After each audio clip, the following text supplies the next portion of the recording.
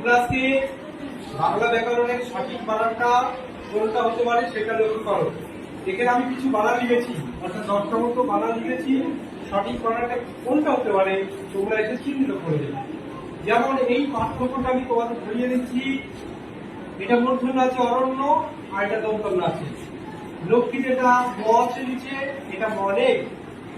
এটা উৎসবে ক আছে, এটা সৌন্দর্য আছে। যেটা সঠিক হবে সেটা ঠিক চিহ্ন দিতে হবে।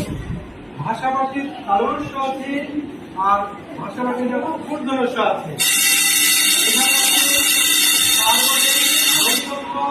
এখানে পার্বণে মূর্ধন্য, এটা আছে দন্তন্য, এটা আছে মূর্ধন্য। এটা শান্তিকালে দন্তন্য, এটা মূর্ধন্য। উচ্ছ্বাসে ব আছে, এটা নেই। উচ্চারণে মূর্ধন্য আছে, এখানে দন্তন্য আছে। এখানে সংখ্যায় এখানে কালবর্ষা আছে, এখানে দন্তন্য আছে।